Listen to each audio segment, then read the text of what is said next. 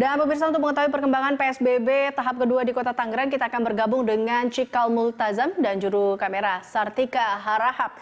Cikal, seperti apa kondisi terkini PSBB tahap kedua di Kota Tangerang ini, Cikal?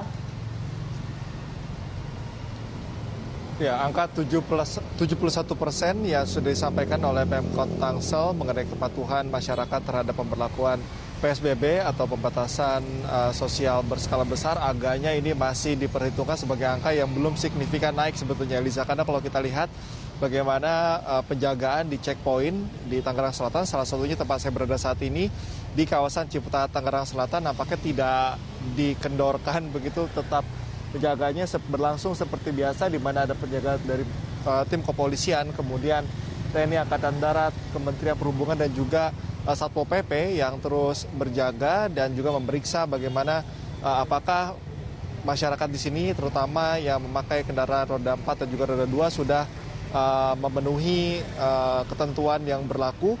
Kalau saya lihat di sini memang ada beberapa, walaupun tidak secara keseluruhan, Eliza, tapi masih ada di sini masyarakat yang belum menaati peraturan yang berlaku, khususnya untuk pengendara roda 4, di mana belum kesemua dari pengendara roda 4 ini yang mematuhi ketentuan physical distancing. Artinya ada beberapa di sini kendaraan yang melebihi kapasitas 50% dari ketentuan. Kemudian ada beberapa pengendara juga yang tidak memakai masker begitu, dan juga beberapa pelanggaran lainnya. Sementara untuk pelanggaran minor juga sebetulnya tidak banyak, tapi masih ditemukan. Untuk pengendara roda 2, ada beberapa di antara mereka melakukan kesalahan-kesalahan seperti tidak memakai sarung tangan, kemudian juga menaiki penumpang yang tidak satu alamat, begitu yang kami lihat. Tetapi kalau saya tanya tadi ke beberapa petugas di sini, trennya cenderung jauh menurun tingkat pelanggaran untuk roda 2 ini, terutama untuk yang melintas di kawasan Ciputat. Kita tahu bahwa Tangerang Selatan ini menjadi salah satu kota yang menerapkan PSBB secara hampir menyeluruh, atau konsep checkpointnya ditempatkan di berbagai atau di banyak tempat, Eliza. Kita tahu saat ini di Ciputat, kemudian ada beberapa penempatan juga seperti di kawasan Serpong, Rawabuntu, kemudian juga di perbatasan antara Tangerang Selatan dan juga Parung. Kalau kita melihat bagaimana akses di Ciputat ini memang sangat-sangat tinggi. Arus dari transportasi, kalau kita lihat di sini pun sangat ramai, Eliza. Dan kalau saya tanya bagaimana kecenderungannya apabila situasinya di weekdays atau di hari-hari jam kerja, tadi petugas juga menyampaikan tidak jauh berbeda kondisinya, karena memang ini adalah jalur pembatas antara Jakarta, Tangerang, dan juga Bogor. Karena kalau kita lihat ke sana juga ini bisa menjadi akses menuju ke kawasan Bogor. Sinergitas juga sudah dibangun oleh pemerintah kota, kemudian juga dengan pemerintah Kabupaten Bogor, agar pemberlakuan checkpoint juga didirikan setelah checkpoint di Tangerang Selatan. Kemudian untuk masuk ke akses Kabupaten Bogor juga sudah diterapkan checkpoint-nya. Dan evaluasi hingga saat ini di pemberlakuan PSBB sesi kedua ini, menurut dari keterangan para petugas di sini, tidak ada perubahan yang cukup signifikan, dan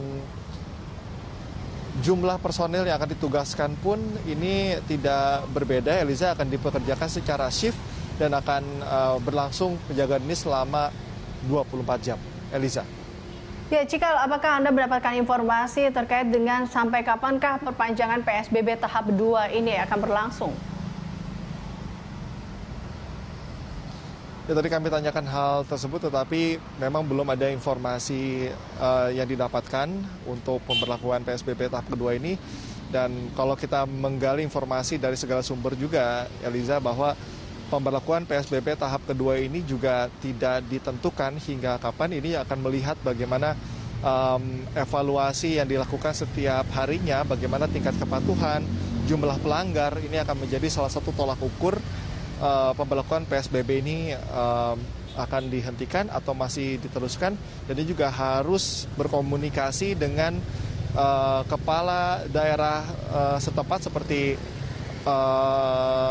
Pemkot dari Tangerang Selatan, kemudian Pemkab Bogor, Pemkot Bogor, Pemkab Tangerang, dan juga Pemkot Tangerang, DKI Jakarta, kemudian juga Bekasi yang sudah secara sinergi ini memberlakukan PSBB karena wilayahnya sangat-sangat berbatasan sebagai pusat kota dan juga kota penyangga. Ini harus dikomunikasikan terlebih dahulu. Kemudian kalau tadi berdasarkan informasi yang Eliza sampaikan masih ada 5.000 pelanggar khusus di Tangerang Selatan ini, artinya angka yang masih dibilang cukup tinggi oleh Pemkot Tangerang Selatan, artinya pemberlakuan PSBB hingga tahap kedua ini masih terus digencarkan dan penerapannya pun belum ada perubahan dari sisi aturan, kemudian dari jumlah personil ini belum ada perubahan.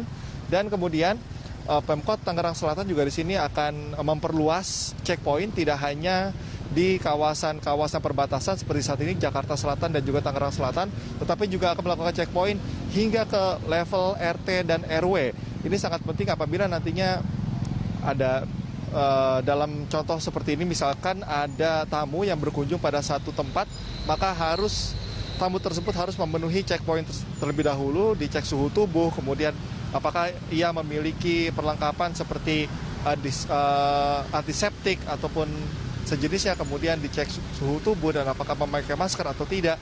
Ini pemberlakuan atau penaikan status dari PSBB ini perlahan akan coba dilakukan oleh pemerintahan Kota Tangerang Selatan, karena tentu apabila melihat evaluasi di PSBB tahap pertama, ini tren untuk kasus positif sendiri cenderung menurun. Diharapkan dengan penambahan aturan atau pengetatan aturan hingga ke level RT ini diharapkan semakin meminimalisir kemungkinan atau potensi adanya masyarakat yang tertular, khususnya di daerah Kota Tangerang Selatan ini.